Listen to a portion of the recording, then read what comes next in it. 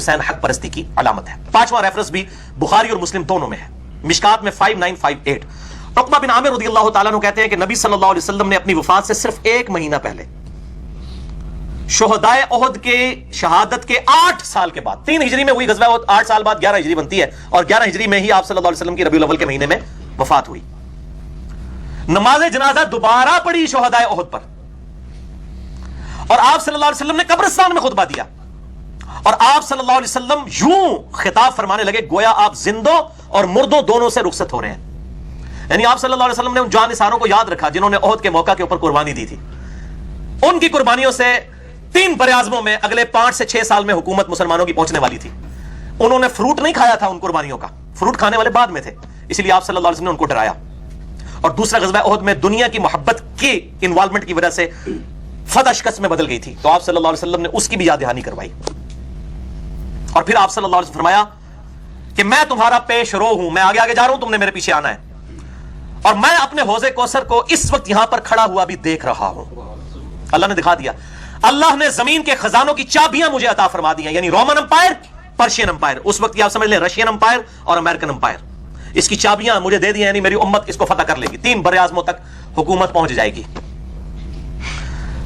کاش آپ میں سے لوگ ہمت کریں، جتنے 150-200 لوگ بیٹھے ہوئے ہیں، عمر سیریز دیکھیں تو آپ کو پتہ چلے گا کہ یہ 3 براعظموں تک حکومت پہنچی کیسے۔ قطر والوں نے عربی میں یہ فلم بنائی ہے، سیدنا عمر کی بایوگرافی، آپ صلی اللہ علیہ وسلم کی اعلان نبوت سے 6 سال پہلے سے لے کے سیدنا عمر کی شہادت تک، عربی میں ہے، انگلش سب ٹائٹل کے ساتھ آ چکی ہے، انشاءاللہ امید ہے اردو میں بھی آ جائے گی، تو وہ آپ دیکھیں تو آپ کو انشاءاللہ اندازہ ہوگا۔ پھر آپ صلی اللہ علیہ وسلم نے فرمایا مجھے تم سے شرک کا خدشہ نہیں میرے صحابہ کہ تم شرک کرنے لگو، توحید میں نے اتنی کوٹ کوٹ کے بھر دی ہے، لیکن تم دنیا کی محبت کا شکار ہو جاؤ گے، ایک دوسرے پر سبقت لے جانے کے لیے ایک دوسرے کو قتل کرو گے دنیا کی محبت میں، پھر تم بھی برباد ہو جاؤ گے جس طرح کے اگلے لوگ برباد ہو گئے۔ وہی بنو امیہ اور بنو عباس کی حکومتیں کیا تھی پھر۔ تو مسئلہ نمبر میرا 8 ریکارڈ ہے، کیا کلمہ گو مسلمان بھی شرک کر سکتا ہے؟ آج میں اس ٹاپک کو چھوڑ رہا ہوں، اور باقی ڈیٹیل جو ہے میرے بھائیوں یہ خلفائے راشدین کے بعد 41 ہجری کے بعد سیدنا حسن ابن علی رضی اللہ تعالیٰ عنہ کی صلح کے بعد پھر امت پہ جو ملوکیت جو ہے وہ مسلط ہوئی، اور اس کے جو دنیا داری والا رزلٹ نکلا، اس کے اوپر میں نے ایکسکلوسیو کام کر دیا ہے۔ یہ میرا ایٹم بم ریسرچ پیپر ہے، ان ہول ہسٹری آف اسلام کسی نے یہ کام نہیں کیا الحمدللہ۔ واقعہ کربلا کا حقیقی پس منظر 72 صحیح الاسناد احادیث کی روشنی میں، 72 کا ٹائٹل میں نے شہدائے کربلا کی نسبت سے لیا، احادیث اس میں 150 ہے، ایک نمبر پہ ایک سے زیادہ حدیث ہے، مثلا 33 نمبر پہ غدیر خم کی حدیث کے 8 طرق میں نے لیے ہیں، اس کے علاوہ باقی احادیث بھی 150 کے قریب روایتیں ہیں اس کے اندر۔ یہ عربی میں بھی ہے، اردو میں بھی ہے، انگلش میں بھی ہے، اور ہندی زبان میں بھی۔ اہل سنت پاک.com سے آپ اس کو فری ڈاؤن لوڈ کر سکتے ہیں۔ ریسرچ پیپر نمبر 5B، یہ ناسبیوں کی لکھی ہوئی اور حکمرانوں کی لکھوائی ہوئی جھوٹی تاریخ نہیں ہے، یہ صحیح الاسناد احادیث ہیں الحمدللہ، اور یہ انٹرنیشنل پمفلٹ ہے الحمدللہ۔ اسی اعتبار سے میرا ایک ایکسکلوسیو لیکچر ہے، مسئلہ نمبر 101 خلافت و ملوکیت صحیح مسئلہ خروج اور فکر حسین حق پرستی کی علامت ہے، اور حال ہی میں محرم الحرام 1438 ہجری میں 5 گھنٹے کا کوسچن آنسر سیشن میرا اور علی نقوی صاحب کا 1-to-1 ریکارڈ ہوا ہے، 100 کوسچنز آن سنی شیعہ کنفلکٹ، تمام ٹاپکس ہم نے الحمدللہ کور کیے ہیں۔ مسئلہ نمبر 157A اور B کے عنوان سے 2.5 گھنٹے کی 2 نشستیں اہل سنت پاک.com پہ اپلوڈ ہیں۔ چھٹی حدیث بھی صحیح بخاری اور صحیح مسلم سے ہے، مشکات میں 712۔ سیدہ عائشہ رضی اللہ تعالیٰ عنہ کہتی ہیں کہ جس مرض میں آپ صلی اللہ علیہ وآلہ وسلم کی وفات ہوئی تو آپ صلی اللہ علیہ وسلم تکلیف کی وجہ سے بار بار چادر مبارک اپنے چہرے سے ہٹاتے، کبھی اوپر کرتے کبھی ہٹاتے، اور پھر کہتے لعن اللہ یہود والنصارى، اللہ کی لعنت ہو یہودیوں پر اور نصرانیوں پر، اتخذوا قبور انبیائہم مساجدا، انہوں نے نبیوں کی قبروں کو سجدہ گاہ بنا لیا تھا۔ اور سیدہ عائشہ کے الفاظ ہیں اس حدیث میں ساتھ، بخاری میں 1390، مسلم میں 1183، کہ اگر ہمیں خطرہ نہ ہوتا کہ لوگ رسول اللہ صلی اللہ علیہ وآلہ وسلم کی قبر پہ سجدے شروع کر دیں گے تو ہم زائرین کی زیارت کے لیے قبر مبارک کو اوپن چھوڑ دیتے، یعنی حجرے کی دیوار گرا دی جاتی۔ یہاں لوگ کہتے ہیں شرک ختم ہو چکا ہے، سیدہ عائشہ کو نہیں پتا تھا شرک ختم ہو چکا ہے، ٹھیک ہے جی، وہ مطلب ہی کچھ اور نکال لیتے ہیں۔ مسئلہ نمبر 8 میرا سن لیجیے۔ سیدہ عائشہ رضی اللہ تعالیٰ عنہ نے کہا، اس میں آگے الفاظ ہیں کہ ہمیں خطرہ تھا کہ لوگ یہ کام کریں گے، اور نبی صلی اللہ علیہ وسلم بھی اس سے ڈرا رہے تھے، یہ عائشہ کے الفاظ ہیں۔ اسی کانٹیکسٹ میں بخاری اور مسلم میں ایک اور حدیث ہے، مشکات میں 4508۔ ام عائشہ کہتی ہیں کہ امہات المومنین میں سے ام سلمہ اور ام حبیبہ بیٹھی ہوئی تھی، نبی صلی اللہ علیہ وسلم کی وفات کے دن چل رہے تھے، مرض میں تھے، مرض وفات میں، تو دونوں نے آپس میں بات کی کہ جب ہم سرزمین حبشہ میں ہجرت کر کے گئے تھے تو وہاں ہم نے ماریا نام کا ایک گرجا دیکھا تھا جس میں تصویریں لٹکی ہوئی تھیں، تو آپ صلی اللہ علیہ وسلم بیماری کے عالم میں بھی بول اٹھے کہ یہی تو ان کی خرابی تھی یہود و نصارہ کی، کہ جب کوئی نیک بندہ فوت ہو جاتا اس کی قبر کے اوپر تصویریں اور مورتیاں لٹکا دیتے اور وہاں پر سجدے کرنا شروع کر دیتے. یہ لوگ قیامت والے دن بدترین مخلوق بنا کر اٹھائے جائیں گے. بولے اعوذ باللہ تعالی. یہ نہ سمجھیے اگلے لوگوں کی سٹوریاں ہیں، بخاری اور مسلم دونوں میں حدیث ہے، مشکات میں 5361 کہ تم بھی اگلے لوگوں کی پیروی شروع کر دو گے قدم بقدم، بالشت بر بالشت، حتیٰ کہ اگلے لوگوں میں سے کوئی گوہ کے سراغ میں داخل ہوا تو تم بھی وہی کام کرو گے. صحابہ نے پوچھا یہ اگلے لوگوں سے مراد کیا یہود و نصارہ؟ آپ نے فرمایا اگر وہ لوگ مراد نہیں تو پھر کون سے لوگ مراد ہیں؟ یہ کہتے ہیں جی اگلے لوگوں کی فیشن آ جائے گا. ترمذی میں اس کا شان ارشاد بھی موجود ہے کہ آپ صلی اللہ علیہ وآلہ وسلم سے صحابہ نے ریکویسٹ کی غزوہ حنین کے موقع پر، ایک درخت دیکھا ذات انوات اسے کہا جاتا تھا، جس سے مشرکین عرب جو ہے وہ اپنا تلوار اور اسلحہ مس کرتے تھے جنگ میں فتح کے لیے. تو صحابہ نے کہا آپ بھی ہمارے لیے کوئی ایسا درخت مقرر کر دیں کہ ہم بھی فتح حاصل کریں. آپ میں سبحان اللہ، تم نے بھی وہی بات کر دی جو موسیٰ علیہ السلام کے ماننے والوں نے کی تھی. سورۃ الاعراف آیت نمبر 138 آپ صلی اللہ علیہ وآلہ وسلم نے تلاوت کی کہ اے موسیٰ تم بھی ہمارے لیے کوئی بت مقرر کر دو کہ ہم اس پہ دھیان کر کے بیٹھنا شروع ہو جائیں. اور پھر یہی ہوا جب وہ موسیٰ علیہ السلام کو طور پہ گئے، انہوں نے بچڑے کو خدا بنا لیا. پھر 70,000 یہودی ایک دن میں قتل مرتد کی سزا کے تحت قتل بھی ہوئے.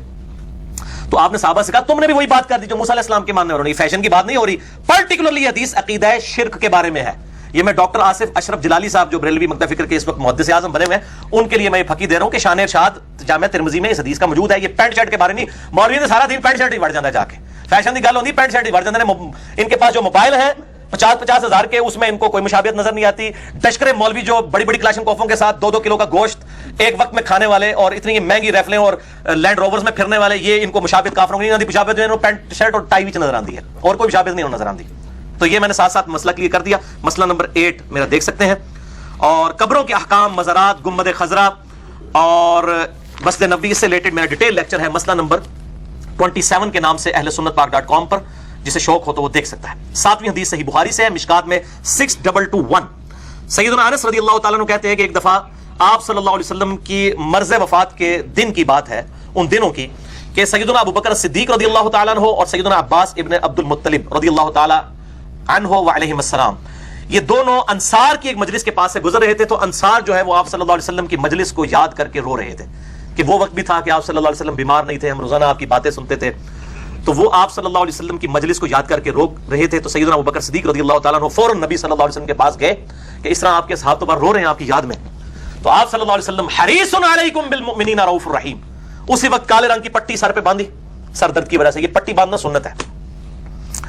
تو آپ صلی اللہ علیہ وسلم اصحاب کا سہارا لیتے ہوئے سیدنا فضل ابن عباس اور سیدنا علی ابن ابی طالب رضی اللہ تعالی عنہما وعلیہم السلام ان کے سہارے کے ساتھ مسجد میں آئے، منبر پہ چڑھے. پھر آپ صلی اللہ علیہ وسلم نے خطبہ دیا. اللہ اکبر. آپ نے فرمایا اے میرے اصحاب، میں انصار کے بارے میں تمہیں وصیت کرتا ہوں. یعنی قریش نے تو حضور کا ساتھ نہیں دیا تھا، انصار مدینہ نے اس دعوت کو کامیابی تک پہنچایا. میں انصار کے بارے میں تمہیں وصیت کرتا ہوں، وہ میرا جسم اور میری جان ہے. دیکھو وہ اپنی ذمہ داریاں نبھا چکے ہیں، اب صرف ان کے حقوق باقی ہیں. تم ان کے نیکوکاروں کا عذر قبول کرنا اگر غلطی کر بیٹھے، اور ان کے خطاکاروں سے درگزر کر دینا. اور دوسری حدیث ہے بخاری اور مسلم میں مشکات میں 6216، آپ صلی اللہ علیہ وآلہ وسلم نے فرمایا انصار سے محبت نہیں رکھے گا مگر مؤمن، انصار سے بغض نہیں رکھے گا مگر منافق. اس سے اللہ دشمنی رکھے گا جو انصار سے دشمنی رکھے، اس سے اللہ تعالیٰ دوستی رکھے گا جو انصار سے دوستی رکھے. اور یہ حدیث صحیح مسلم میں مولا علی علیہ السلام کے بارے میں ہے، انٹرنیشنل نمبر کے مطابق 240. علی سے محبت نہیں رکھے گا مگر مؤمن، علی سے بغض نہیں رکھے گا مگر منافق. تو محبت علی اور محبت انصار are the litmus test of ایمان الحمدللہ. اور بخاری اور مسلم میں ایک اور حدیث ہے مشکات میں 6218 کہ آپ صلی اللہ علیہ وسلم نے فرمایا انصار، میں نے تو ان کو تو وصیت کر دی ہے لیکن تمہیں بھی اصل بات بتا دوں، انصار میری وفات کے بعد باقی لوگوں کو تم پر ترجیح دی جائے گی. اللہ اکبر. انصار صبر کرنا یہاں تک کہ حوض کوثر پہ آ کے مجھے ملنا، ادھر میں پھر انصاف دلاؤں گا. حوض کوثر پہ مٹھائی نہیں کھلائی جائے گی. پھر سحقن سحقن لمن غیر بعدی، سحقن سحقن لمن بدل بعدی. ان پر پھٹکار ہو جنہوں نے میری وفات کے بعد میرے دین کو بدل دیا، ان کو مجھ سے دور کر دو. تو یہی انصار تھے جو واقعہ حرہ میں یزید کی فوجوں کے ہاتھوں قتل ہوئے اور سیدنا علی رضی اللہ تعالیٰ عنہ کو تکلیفیں بنو امیہ کی طرف سے پہنچی. تو آپ صلی اللہ علیہ وسلم فرمایا کہ ان کا حساب و کتاب جو ہے وہ پھر حوض کوثر پہ ہوگا. آپ صلی اللہ علیہ وآلہ وسلم نے پہلے ہی انصار سے کہہ دیا تھا. اب یہ ڈیٹیل طرف ٹاپک ہے اور میرے بھائیو آپ دیکھیں جستا جستا یہ میں 17 کے اندر جو ہے وہ 40-50 احادیث الحمدللہ بیان ہو رہی ہیں. 8ویں حدیث صحیح بخاری سے ہے مشکات میں 5965. ام عائشہ رضی اللہ تعالیٰ عنہ کہتی ہیں کہ آپ صلی اللہ علیہ وسلم اپنی وفات کے دنوں میں اکثر یہ بات مجھ سے کہا کرتے تھے کہ اے عائشہ، جو میں نے 4 سال پہلے خیبر کے موقع پر کھانا کھایا تھا زہر آلود، وہ اس زہر کی تکلیف میں ہمیشہ محسوس کرتا آیا ہوں اور اب تو لگ رہا ہے گویا وہ زہر میری شہرت کو کاٹ رہا ہے. اور آپ صلی اللہ علیہ وسلم کی وفات اسی زہر کی وجہ سے ہوئی. وہ 4 سال تک اللہ تعالیٰ نے اس کو یعنی کہ اس کے اثر کو روک کر رکھا. آپ صلی اللہ علیہ وسلم کو شہادت کا مرتبہ بھی عطا فرمانا تھا, تو اس کے ذریعے پھر اللہ تعالیٰ نے آپ صلی اللہ علیہ وسلم کو شہادت کا رتبہ عطا فرمایا. صحیح بخاری 5965, مشکات کے اندر 5965 ہے. اور اس واقعے کی پوری ڈیٹیل سنن نبی داؤد میں ہے 4512, صحیح بخاری میں 3169 اور مشکات میں 5935 انٹرنیشنل نمبر کے مطابق, کہ ایک یہودی عورت تھی, اس نے آپ صلی اللہ علیہ وسلم کی دعوت کی, بھونی ہوئی بکری تھی, اس کے اندر زہر ملا دیا. آپ صلی اللہ علیہ وسلم نے وہ لقمہ اپنی زبان پہ رکھا اور پھر آپ صلی اللہ علیہ وسلم نے اپنے صحابہ سے کہا کہ اس کھانے سے رک جاؤ, اس کے اندر زہر ہے. اس بوٹی نے بول کے مجھے بتایا ہے کہ یا رسول اللہ مجھے مت کھائیے, میرے اندر زہر ہے. لیکن اس وقت تک زبان پہ اثر آ چکا تھا اور اس کی تکلیف پھر آپ نے 4 سال تک اٹھائی. لیکن 2 صحابی جو وہ بوٹی کھا چکے تھے وہ وہیں پر شہید بھی ہو گئے. پھر آپ صلی اللہ علیہ وسلم نے اس یہودیہ کو بلایا اور کہا یہ تو نے کیوں حرکت کی؟ آپ ذرا یعنی کہ اخلاق کے بلند درجے پہ تھے, آپ تحفہ قبول کر لیا کرتے تھے یہود و نصارہ کا بھی. اس نے کہا یا رسول اللہ صلی اللہ علیہ وسلم میں نے یہ اس لیے کیا کہ اگر آپ اللہ کے پیغمبر ہوئے تو آپ کو اللہ تعالیٰ بتا دے گا تو آپ نہیں کھائیں گے, اور اگر اللہ کے پیغمبر نہ ہوئے تو آپ سے ہماری جان چھوٹ جائے گی. دیکھو کیسی انہیں سائنس لڑائی اپنی. تو آپ صلی اللہ علیہ وسلم نے 2 اصحاب کی شہادت کے قصاص میں اس عورت کو قتل کروایا, کیونکہ 2 صحابہ کو زہر دیا گیا تھا, وہ شہید بھی ہو گئے تھے. یہ پورا واقعہ سنن نبی داؤد میں انٹرنیشنل نمبر کے مطابق 4512 نمبر حدیث میں موجود ہے. اور آپ صلی اللہ علیہ وآلہ وسلم کو وہ تکلیف پھر 4 سال تک رہی, حتیٰ کہ اسی میں آپ صلی اللہ علیہ وآلہ وسلم کی شہادت ہوئی. نویں حدیث بھی بخاری اور مسلم کی متفق علیہ حدیث ہے. یہ حدیث مشکات میں نہیں ہے, بخاری اور مسلم میں ہے. صحیح بخاری میں 680 اور مسلم میں 944. سیدنا انس بن مالک کہتے ہیں کہ سوموار کا دن تھا اور آپ صلی اللہ علیہ وسلم کے حکم پر سیدنا ابو بکر الصدیق رضی اللہ تعالی عنہ علیہ السلام نماز فجر میں ہماری امامت کر رہے تھے. اسی دوران آپ صلی اللہ علیہ وآلہ وسلم نے حجرہ شریف کا پردہ اٹھایا. کھجور کی چٹائی کا بنا ہوا تھا, ظاہر ہے وہ جب اٹھے گا تو آواز آئے گی مسجد کے اندر. اگر آپ کا رخ قبلہ شریف کی طرف ہو تو لیفٹ سائڈ پہ آپ صلی اللہ علیہ وسلم کا حجرہ مبارک تھا, جہاں پر اب آپ صلی اللہ علیہ وسلم کی قبر مبارک ہے جس کے اوپر گنبد خضرا ہے.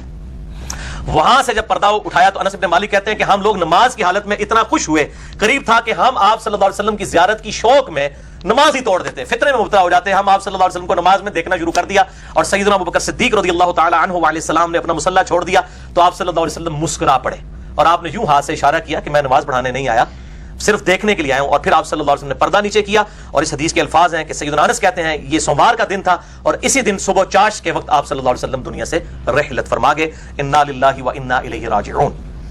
اسی سے ثابت ہوا کہ آپ صلی اللہ علیہ وسلم کی وفات سوموار والے دن ربیع الاول کے مہینے میں ہوئی, اور اسی سے میں نے وہ کیلکولیشن کی ہے. ریسرچ پیپر نمبر 12 میرا رکھا ہوا ہے بخاری اور مسلم سے. بخاری اور مسلم کی دوسری حدیث میں آتا ہے کہ آپ صلی اللہ علیہ وآلہ وسلم نے اپنا آخری خطبہ 9 ذو الحجہ جو یوم عرفہ والا خطبہ ہے وہ جمعے کے دن دیا. تو 9 ذو الحجہ جمعے کا دن ہے اور یہاں وفات کا دن سوموار ہے. 9 ذو الحجہ سے لے کے ربیع الاول تک 3 مہینے بنتے ہیں, ذو الحجہ, محرم اور سفر. تینوں مہینے 30 کے رکھے ہیں, تینوں 29 کے رکھ لیں. 2 29 1 30, 2 30 1 29, کوئی بھی پاسبل کمبینیشن بنائیں, کبھی بھی 12 ربیع الاول سوموار والے دن نہیں آتی. اور یہ میرے ریسرچ پیپر لکھے ہوئے آج 15 سال ہو گئے ہیں. بریلوی, دیوبندی, اہل حدیث, اہل تشیع تمام تک پہنچے. تمام کے علماء نے کہا کہ بالکل جی احادیث کا انکار بخاری و مسلم کا لازم آئے گا اگر ہم اس کو مان لیں کہ 12 ربیع الاول یوم وفات ہے. پھر بھی طارق جمیل صاحب نے, جنید جمشید صاحب رحمہ اللہ تعالی, اللہ تعالیٰ ان کی مغفرت کرے, ان کی غلطیوں سے درگزر فرمائے, ان کو نیک کاموں کا اجر عطا فرمائے, ان کی میت کے اوپر خطبہ دیتے ہوئے پھر کہا جی 12 جو ہے وہ وفات ہے.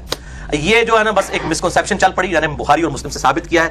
مسئلہ نمبر میرا 63 ہے, ولادت مصطفیٰ صلی اللہ علیہ وآلہ وسلم اور رسول اللہ کی آخری وصیتیں صلی اللہ علیہ وآلہ وسلم. اسی سے 1 گھنٹے کا ایک کلپ بھی کاٹ کے مسئلہ نمبر 26 اپلوڈڈ ہے, ربیع الاول سے متعلق 3 غلط فہمیوں کا ازالہ, اہل سنت پاک.com پر. بھائیو, آپ صلی اللہ علیہ وسلم کی وفات ہوئی 63 سال کی عمر میں. بخاری اور مسلم میں کئی احادیث ہیں جن میں 63 سال کا ذکر ہے, کئی احادیث بخاری اور مسلم کی ان میں 65 سال کا بھی ذکر ہے, اور بعض بخاری اور مسلم کی احادیث میں 60 سال کا بھی ذکر ہے. 63, 60 اور 65 یہ 3 فگرز ملتے ہیں. ان کی تطبیق یہ ہے کہ اصل میں یہ 63 ہے جس پہ اہل سنت اور اہل تشیع اور پوری امت کا اجماع ہے. یہ راؤنڈ آف, کسی نے 63 کو راؤنڈ آف کر کے 60 بنا دیا اور کسی نے دوسری طرف راؤنڈ آف کیا تو 65 بنا دیا. یعنی اگر آپ اس کو پورا کریں, مثلا اگر میں کہوں کہ 2:40 تو اس کو آپ 2:45 بھی کہہ سکتے ہیں, حالانکہ 2:45 ہوتا ہے 2:45, 2:40 نہیں. ٹھیک ہے, اس طریقے سے اگر بیچ میں ہوگا 2:35 ہوگا تو کوئی اس کو 2:30 بھی کہہ سکتا ہے. تو یہ راؤنڈ آف ہے. اصل میں جو آپ صلی اللہ علیہ وسلم کی عمر مبارک لیونر ایئرز, چاند کے اعتبار سے, قمری اعتبار سے 63 ہے, اور شمسی ایئرز جو ہمارے چل رہے ہیں سولر ایئرز, اس کے اعتبار سے تقریباً 61 ایئرز بنتی ہے. لہٰذا ڈاکٹر طاہر القادری صاحب نے جو پیشن گوئی کی تھی کہ میری عمر بھی 63 سال ہی ہوگی, اس وقت انہوں نے پیشن گوئی کی جب وہ 63 کو کراس کر چکے تھے, لیکن وہ بیچارے بھول گئے کہ آپ صلی اللہ علیہ وسلم کی 63 سال جو ہے وہ لیونر ایئرز والی تھی. اور تو انہوں نے 65 سال تو بھی زیادہ ہو چکی ہے, اس دفعہ 65 کا بھی کیک کٹا گیا. تو تھوڑا جہا اردو تریڑ بھی کہتے ہیں بول لینے کو مت دے دینا کہ بھائی کیڑی تسی پیشن کوئی پریڈکشن کر رہے ہو, تہاڈی تے پہلی تریڑ کراس کر چکی ہے, کیونکہ آپ صلی اللہ علیہ وسلم کی 63 سال جو ہے وہ سولر ایئرز کے اعتبار سے نہیں تھی, لیونر ایئرز کے اعتبار تھی, چاند کے مہینوں کے اعتبار سے. اس کا سال 255 ڈیز کا ہوتا ہے اور یہ 265 ڈیز کا ہوتا ہے, 365 اور وہ 355 ڈیز کا. 10ویں حدیث بھی بخاری اور مسلم دونوں میں موجود ہے, مشکات میں 5964. اب عائشہ رضی اللہ تعالیٰ عنہ کا بیان ہے کہ نبی صلی اللہ علیہ وسلم اپنی صحت کے ایام میں اکثر فرمایا کرتے تھے کہ اللہ تعالیٰ کسی بھی نبی کی روح اس وقت تک قبض نہیں فرماتا جب تک کہ اس کا ٹھکانہ اسے جنت میں نہ دکھا لے. پھر اسے اختیار دیا جاتا ہے, چاہے تو جنت اختیار کرے چاہے دنیا میں رہے. پھر جب آپ صلی اللہ علیہ وسلم پر موت کی کیفیت طاری ہوئی تو آپ صلی اللہ علیہ وسلم کا سر مبارک میری ران پر تھا. آپ صلی اللہ علیہ وسلم چھت کی طرف دیکھ رہے تھے. جب آپ کو بے ہوشی سے افاقہ ہوا تو آپ صلی اللہ علیہ وسلم نے کہا اللہم الرفیق الاعلی, اے اللہ مجھے ان اعلیٰ لوگوں کے ساتھ رفاقت ان کی عطا فرما. تو عائشہ کہتی ہیں میں فوراً سمجھ گئی کہ اب آپ صلی اللہ علیہ وسلم کو آپشن دیا جا رہا ہے کہ چاہے جنت میں جائیں چاہے دنیا میں. تو میں نے سمجھ لیا کہ آپ صلی اللہ علیہ وسلم اب دنیا کو اختیار نہیں فرمائیں گے. اور پھر یہ آپ صلی اللہ علیہ وسلم کے آخری الفاظ تھے اللہم الرفیق الاعلی, اور آپ صلی اللہ علیہ وسلم کی روح پرواز کر گئی. انا للہ و انا الیہ راجعون. اور بخاری اور مسلم کے ایک اور طریق میں ہے, مشکات میں 5960, کہ آپ صلی اللہ علیہ وسلم نے اس وقت یہ بھی کہا مع الذین انعمت علیہم من النبیین والصدیقین والشہداء والصالحین, مجھے ساتھ نصیب فرما ان لوگوں کا جن پر تیرا انعام ہوا ہے, نبیوں میں سے بھی, صدیقین میں سے بھی, شہداء میں سے بھی اور صالحین میں سے بھی. 11ویں حدیث بھی بخاری اور مسلم سے. آپ دیکھ لیں اکثر حدیث بخاری اور مسلم سے ہیں, مشکات میں 5959.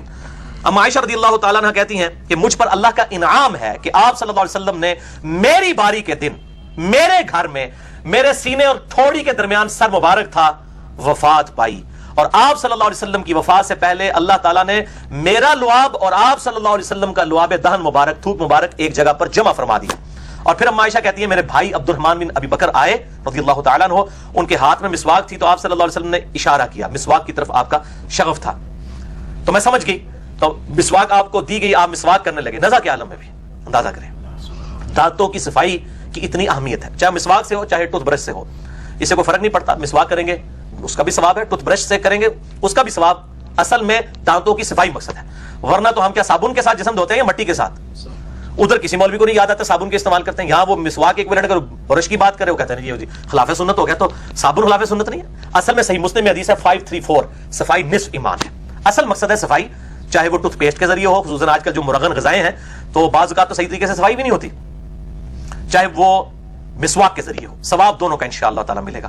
تو آپ صلی اللہ علیہ وسلم نے چبائی سخت تھی, تو ام عائشہ کہتی ہیں کہ چبائی نہ گئی, تو میں نے آپ صلی اللہ علیہ وسلم سے مسواک لے کے اس کو چبا کے تو آپ صلی اللہ علیہ وسلم کے منہ مبارک میں ڈالی. تو وہ یہ کہہ رہی ہے کہ میرا تھوک اور نبی صلی اللہ علیہ وسلم کا لعاب دہن جمع ہو گیا. آپ نے چبائی تو آپ کا تھوک مبارک سیدہ عائشہ کے منہ میں آیا, اور سیدہ عائشہ کا جو لعاب دہن ہے وہ نبی صلی اللہ علیہ وسلم کے لعاب دہن میں دوبارہ گیا. اور کہتی ہیں یہ میری, آپ دیکھیں کہ اصحاب جو ہے کتنی چھوٹی چھوٹی چیزوں کو نوٹ کیا کرتے تھے کہ ہمیں یہ شرف حاصل ہے. تو وہ کہتی ہیں کہ پھر نبی صلی اللہ علیہ وسلم نے کہا کہ مجھ پہ مشکیزوں کا پانی, 7 مشکیزوں کا پانی بخاری مسلم میں آتا ہے کہ ڈالا گیا بخار کو ٹھنڈا کرنے کے لیے. بعض بخار جو ہے پانی سے ٹھنڈے ہو جاتے ہیں, ہر بخار کے اندر پانی جو ہے وہ فائدہ مند نہیں ہوتا, لیکن بعض بخار میں فائدہ مند ہو جاتا ہے. تو پانی ڈالا گیا تاکہ بخار کا اثر کم ہو. پھر آپ صلی اللہ علیہ وسلم فرمایا اللہ کے سوا کوئی معبود نہیں اور موت کی سختیاں حق ہیں, یعنی ہوتی ہیں. پھر آپ صلی اللہ علیہ وسلم نے دست مبارک یوں آسمان کی طرف بلند کیا اور کہا اللہم الرفیق الاعلی, اللہم الرفیق الاعلی, اور یہی بات کرتے رہے. اور سیدہ عائشہ کہتی ہیں پھر آپ صلی اللہ علیہ وسلم کے ہاتھ مبارک نیچے تشریف لے آئے اور آپ صلی اللہ علیہ وسلم دنیا سے تشریف لے گئے. انا للہ و انا الیہ راجعون. اور بخاری میں 4451 نمبر حدیث ہے, اسی میں الفاظ ہیں. ام عائشہ کہتی ہیں کہ نبی صلی اللہ علیہ وسلم کا لعاب دہن اور میرا تھوک اللہ تعالیٰ نے ایک جگہ پر جمع کر دیا فی آخر یوم من الدنیا, جو آپ صلی اللہ علیہ وسلم کی اس دنیا کی زندگی کا آخری دن تھا, وہ اول یوم من الآخرہ, اور آخرت کی زندگی کا پہلا دن تھا. یعنی وہ دنیا کی زندگی کا آخری دن تھا, اس کے بعد دنیا سے آپ چلے گئے. اب آخرت کی زندگی آپ کی حیات النبی کا عقیدہ آخرت کی زندگی کے اعتبار سے ہے. مسئلہ نمبر 5 میرا سن لیجئے, 2 گھنٹے کی گفتگو. بھائیو اسی حدیث میں ایک امپورٹنٹ چیز ہے میں جو ڈسکس کرنا ضروری سمجھتا ہوں. یہی حدیث بخاری اور مسلم کی کہ ام عائشہ کی گود میں تھوڑی اور سینے کے درمیان والے حصے میں آپ صلی اللہ علیہ وسلم کا سر مبارک تھا, وفات ہوئی. اسی حدیث کا ایک طریق مسند احمد میں ہے, جلد 6 پیج 274, انٹرنیشنل نمبر کے مطابق 26391 جس حدیث کو شیخ شعیب ارنوت نے بھی صحیح کہا ہے اور شیخ غلام مصطفیٰ ظہیر حفظہ اللہ تعالی نے بھی اس کو صحیح کہا ہے, بلکہ اپنے السنہ رسالے میں 15 نمبر میں 15 نمبر میں محرم 1431 ہجری اور جنوری 2010 کے اندر. بلکہ اس وفات النبی والی جو کتاب ہے اس کے اندر بھی انہوں نے اس روایت کو لکھا ہے اور اس کی صحت کا حکم لگایا ہے. اس کا صفحہ نمبر میں آپ کو بتا دیتا ہوں, وہ ہے 116 وفات النبی والا سنن نسائی الکبریٰ میں. یہاں پہ بھی انہوں نے اس چیپٹر میں درج کیا ہے کہ بخاری اور مسلم کے وہی الفاظ موجود ہیں جو مشکات میں 5959 ہے کہ آپ صلی اللہ علیہ وسلم کی وفات اما عائشہ کہتی ہیں میری ٹھوڑی اور سینے کے درمیان والی جگہ میں ہوئی. اور مسند احمد کا میں نے حوالہ دیا, اس میں آگے الفاظ ہیں پھر جب آپ صلی اللہ علیہ وسلم فوت ہو گئے تو میں نے آپ صلی اللہ علیہ وآلہ وسلم کا سر مبارک تکیے پر رکھا, میں نے اس میں کسی پر ظلم نہیں کیا, یعنی میں نے اپنی جان پر خود ظلم کیا, میں نے کسی پر ظلم نہیں کیا. میری ناسمجھی اور کم عمری کا نتیجہ تھا کہ وفات کے بعد میں نے سر مبارک تکیہ پر رکھا اور باقی عورتوں کے ساتھ اپنے چہرے اور سینے کو پیٹنا شروع کر دیا. ظاہر ہے حضرت عمر نے تلوار نکال لی تھی, یہ تو پھر بھی عورت تھی نا, وہ مرد ہو کے ان پر یہ کیفیت طاری ہو گئی آپ صلی اللہ علیہ وآلہ وسلم کے غم کی وجہ سے. تو اس حدیث سے اہل تشیع ماتم کا ثبوت لیتے ہیں, حالانکہ اس میں الفاظ موجود ہیں کہ میری ناسمجھی اور کم عمری کا نتیجہ تھا. اما عائشہ نے خود مان لیا کہ مجھ سے غلطی ہوئی, یہ نہیں کہ وہ ہر سال ماتم کرتی تھی, پھر وہ اس وقت ایک جذباتی کیفیت تھی, وہ ہو سکتی ہے, اور اس پہ ظاہر ہے کہ انہوں نے کہا کہ میں نے کسی پر ظلم نہیں کیا, میں نے اپنے اوپر خود ظلم کیا, لہٰذا اس سے ماتم کا ثبوت نکالنا بالکل غلط ہے. اب بھائیو اگلی دو کریٹیکل احادیث ہیں آپ صلی اللہ علیہ وسلم کی وفات, جنازہ اور غسل اور قبر مبارک صلی اللہ علیہ وسلم سے ریلیٹڈ. لیکن اس سے پہلے ایک دفعہ دروشی پڑھ لیجیے. اللہم صلی علی محمد وعلی آل محمد کما صلیت علی ابراہیم وعلی آل ابراہیم انک حمید مجید. اللہم بارک علی محمد وعلی آل محمد کما بارکت علی ابراہیم وعلی آل ابراہیم انک حمید مجید.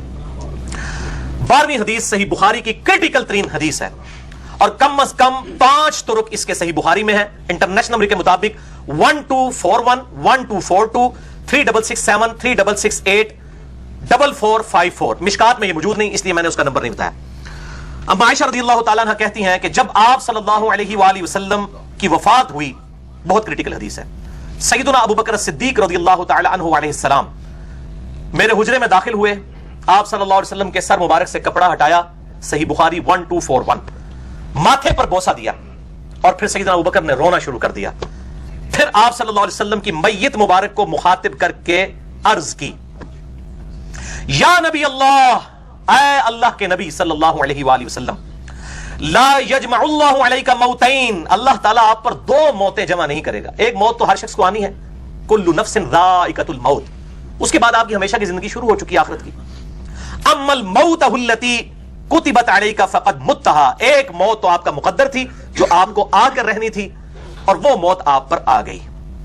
اب اس میں الفاظ ہیں یا نبی اللہ, آپ صلی اللہ علیہ وسلم دنیا سے جا چکے ہیں اور آپ کی میت مبارک کو کہا یا نبی اللہ.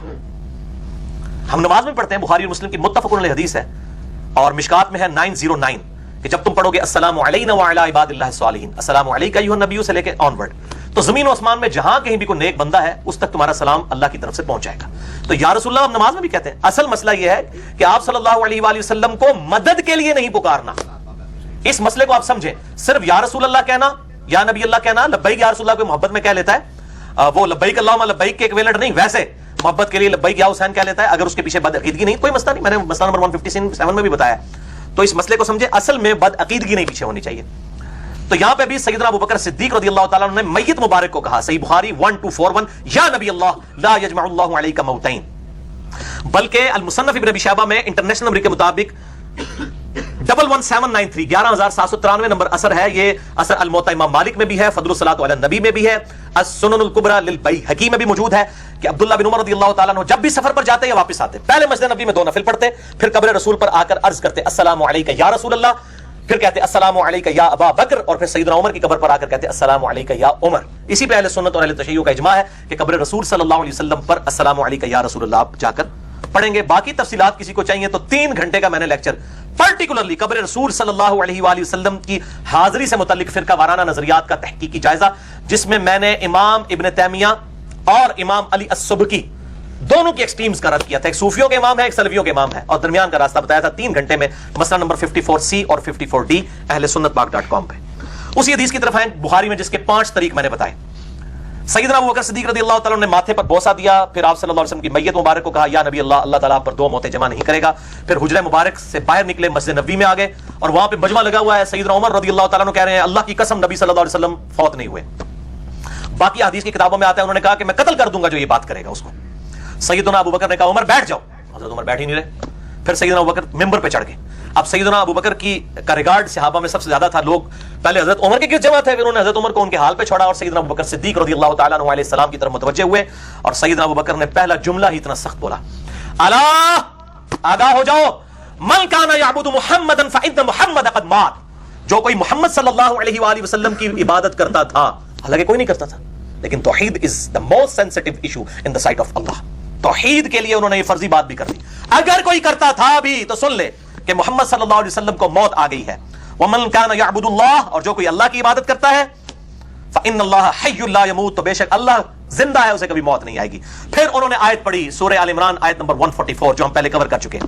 وما محمد الا رسول قد خلت من قبلہ الرسل. محمد صلی اللہ علیہ وسلم تو نہیں مگر ایک رسول ہی, اگر یہ فوت ہو جائیں یا شہید کر دیے جائیں, مر جائیں یا قتل کر دیے جائیں, تو کیا تم دین سے الٹے قدم پھر جاؤ گے؟ تو جو کوئی دین سے الٹے قدم پھیرے گا وہ اللہ کا کوئی نقصان نہیں کرے گا. تم نے ہمارے نبی پہ احسان نہیں کیا, انہوں نے پر احسان کیا تھا, اور اللہ تعالیٰ ثابت قدم رہنے والے شاکرین کو جزا دے گا. یہ آیت جو ہے پرٹیکولرلی غزوہ احد کے موقع پر آپ صلی اللہ علیہ وآلہ وسلم کی جب شہادت کی خبر افواہ پھیل گئی اس موقع کے اوپر نازل ہوئی تھی. اور صحابہ کے الفاظ ہیں صحیح بخاری میں کہ ہمیں لگا کہ آیات ابھی نازل ہوئی ہیں, ہے ہی اس موقع کے لیے تھی. اور دوسری آیت تلاوت کی سورہ الزمر آیت نمبر 30, انک میت وانہم میتون. اے نبی صلی اللہ علیہ وآلہ وسلم, بے شک آپ کو بھی موت آنی ہے اور آپ کے مخالفین کو بھی موت آنی ہے. اور یہ دو آیات, اس سے یہ بات پتہ چلی کہ ابو بکر الصدیق رضی اللہ تعالیٰ عنہ علیہ السلام کی سنت ہے کہ اپنی بات کی دلیل میں قرآن کی آیت پیش کرنا. ادھر کہتے ہیں بڑے بڑے بزرگ پاگل ہیں جو یہ بات کر گئے. حضرت ابو بکر صدیق نے بھی اپنی بات کی دلیل میں قرآن سے 2 آیتیں پیش کی ہیں, اپنی بات ایبسولوٹلی نہیں رکھی ہے, حالانکہ وہ خلیفۃ الرسول چنے گئے اجماع امت سے, اور آپ صلی اللہ علیہ وسلم نے اپنی مبارک زندگی میں ان کو مسلح پر کھڑا کیا, پھر بھی انہوں نے آیات کو دلیل کے طور پر پیش کیا. یہ ان کی ٹریننگ ہوئی تھی الحمدللہ. تو صحابہ کہتے ہیں ہمیں لگا یہ آیات ابھی نازل ہوئی ہیں, اور بخاری کے الفاظ ہیں کہ صحابہ کہتے ہیں پھر کئی دنوں تک جو کوئی بھی ہمیں ملتا تھا ہم اسے یہی آیت سناتے تھے, وما محمد الا رسول قد خلت من قبلہ الرسل افئن مات او قتل انقلبتم علی اعقابکم. یہ صحابہ ایک دوسرے کو آیت سنایا کرتے تھے تاکہ یقین آ جائے. تو یہ صحابہ کرام علیہم رضوان آپ صلی اللہ علیہ وسلم کی وفات کے بعد یہ معاملات کرتے رہے. آپ کی وفات سوموار والے دن ہوئی چاشت کے وقت, سوموار پورا دن, سوموار کی پوری رات, منگل پورا دن, منگل کی پوری رات, بدھ کا پورا دن, اور بدھ کی رات کو آپ صلی اللہ علیہ وآلہ وسلم کو دفن کیا گیا. ظاہر ہے 1 لاکھ سے زیادہ لوگوں نے جنازہ پڑھنا تھا, تو 3 دن تک آپ صلی اللہ علیہ وسلم کا جسم مبارک باہر رہا الحمدللہ. تو اسی حدیث کا ایک طریق ہے صحیح مسلم میں 3669. ام عائشہ کہتی ہیں کہ اللہ تعالیٰ نے دونوں خطبوں سے فائدہ پہنچایا. ابو بکر صدیق رضی اللہ تعالیٰ عنہ کے خطبے کا فائدہ یہ ہوا کہ صحابہ کرام کو آپ صلی اللہ علیہ وسلم کی موت کا یقین آ گیا, اور جو سیدنا عمر کھڑے ہو گئے تھے کہ جو کہے گا کہ آپ صلی اللہ علیہ وسلم فوت ہو گئے ہیں, اور اس میں الفاظ ہیں بخاری کے کہ انہوں نے کہا کہ ابھی تو آپ صلی اللہ علیہ وسلم منافقین کو قتل کریں گے, اور ان کے دل میں تھا کہ ابھی تو رومن امپائر بھی گرنی ہے, پرشین امپائر بھی گرنی ہے, اتنی بڑی بڑی فتوحات ہونی ہے, آپ صلی اللہ علیہ وسلم پہلے کیسے دنیا سے چلے گئے. ان کو کیا پتا تھا یہ تو ان کے دور میں ہونا ہے. اور یہ بڑی حکمت ہے, آپ صلی اللہ علیہ وسلم کی زندگی میں اگر یہ ہوتا نا تو وہ غیر معمولی واقعہ نہ ہوتا. سکندر اعظم نے اپنی زندگی میں فتوحات کی ہیں, مرنے کے بعد اس کا گراف نیچے آیا ہے, اور ہمارے نبی صلی اللہ علیہ وسلم کی وفات کے بعد رومن امپائر اور پرشین امپائر گری ہے, جبکہ عرب کے کتنے قبائل مرتد ہو گئے تھے.